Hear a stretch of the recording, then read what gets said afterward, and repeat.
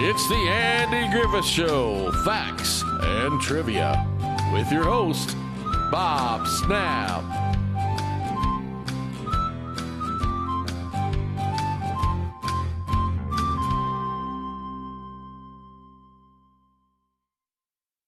Hi guys, welcome to the Andy Griffith Show, Facts and Trivia. Appreciate you being here. Today's video is on Hal Smith, who played Otis Campbell, and what happened to him before and after the Andy Griffith Show. Take a look. You know that an actor has made a special connection with the audience when, even though he or she wasn't a series regular, completely associated with the show, and you can't think of it without thinking of them. Remember Paul Lynde as Uncle Arthur on Bewitched? He was loved for that role. What most people don't seem to realize is he was only on 11 episodes out of 274 that was produced. Then there's Hal Smith, who brought Otis Campbell to life on the Andy Griffith Show, but he was only in 32 episodes out of 249 of that show.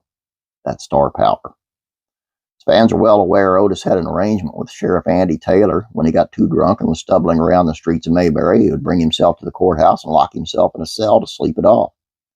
The concept that was there from the beginning, starting with the pilot for the series that aired as part of an episode of the Danny Thomas Show.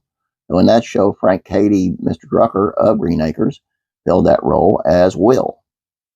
Daniel Devise, author of Andy and Don, The Making of a Friendship and Classic American TV Show, offers, to me, Hal Smith was one of the first in a parade of veteran television and film actors who were invited to come by Desilu Lott and try out for one of the lovable kook characters that Sheldon Leonard had envisioned surrounding Andy on the show. In each case, the actor was told it might be a one-off part, maybe lasting for only 1 or 2 episodes. I pictured them running out every few hours to feed the meter, but when the chemistry worked, as it did with Barney and Otis and Floyd, Sheldon, or producer Aaron Rubin would sweep in and tell the actor that the part might just work out. In Hal's case, he continues, I think it was a bit of a risky character because already in the 60s, Hollywood was starting to get a little sensitive about the idea of milking a person's alcoholism for humor. Hal later recalled that someone from the sponsor, General Foods, lobbied the studio to fire the character, but the showrunners insisted on keeping him and stood up to the sponsor, and thankfully they did. Harold John Smith was born on August 24th, 1916 in Michigan, though most of his early life was actually spent living in New York. He graduated from Messina High School in '36 and was already working hard to break into show business. This is how Utah's The Daily Herald viewed his early years in the '70s profile. Smith has been involved in virtually all aspects of show business except the circus. He fronted his own orchestra in the '30s, Hal Smith and His Music, was a radio actor, appeared in burlesque in L.A. after the discharge from Air Force, and has been a familiar figure in television and films. Now, speaking of their vaudeville act, Hal told the Tennessean in '84 he billed ourselves as Trade and Mark.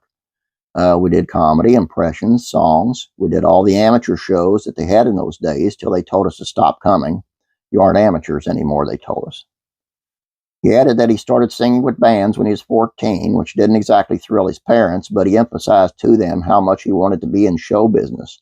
In 1936, he explained, I went with a band in Utica, New York, with 14 men and a girl singer. Money was low, but we managed. Later, I bought the music and owned the band for a year and a half. And in '38, I got into radio at station WIBX as a singer and ended up as an announcer and newsman. I did a little bit of everything. The On Patrol was the name of the WIBX show in which he sang songs, accompanied himself on the piano, and anything else he could possibly do. A stint in the Special Service branch of the Air Force during World War II saw him providing entertainment to GIs across the Pacific. After his service, he stopped off briefly in New York, but still wanted to sing. Decided to move to California, where he began working for a radio station. He also started to make Hollywood connections.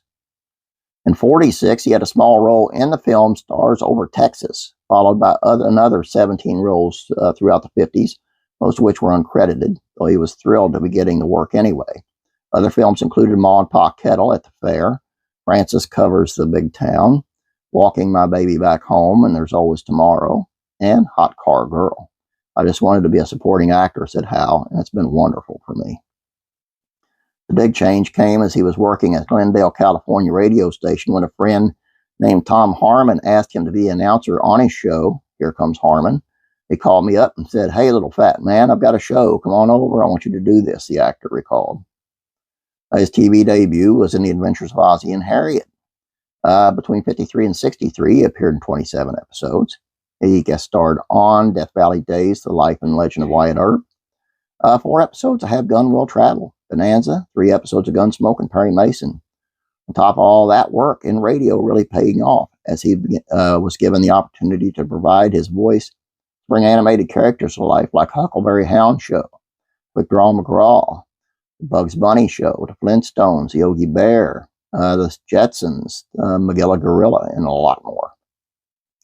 There were some regular gigs as well. In 60, he appeared in a number of episodes of the sitcom The Ruggles as Mr. Melcher, 10 episodes of I Married Joan as Charlie Henderson, 6 episodes of the Western Jefferson Drum as Hickey, the 1962 drama series Saints and Sinners as Arnie Milk, and 1965's Valentine's Day as Louis Calbury.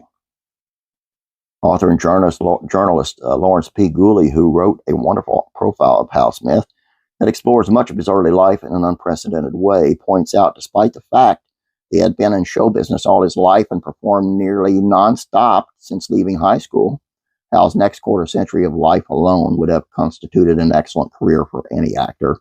While still voicing parts in many famous cartoons he had been doing in the 60s, there are many new roles in the series specials during the 1970s, 80s, and 90s. And that's all I got for you. Hope you enjoyed this. A jack of all trades and a master of all, apparently. Sorry this dragged on a little bit longer than normal, but I just, like I said, I found it interesting, and I do hope you enjoyed it. Please don't forget about classic rock and country music facts and trivia. Head on over there. Let me know what you think, and please subscribe. Thank you. Have a great day. God bless you. I'll be praying for you.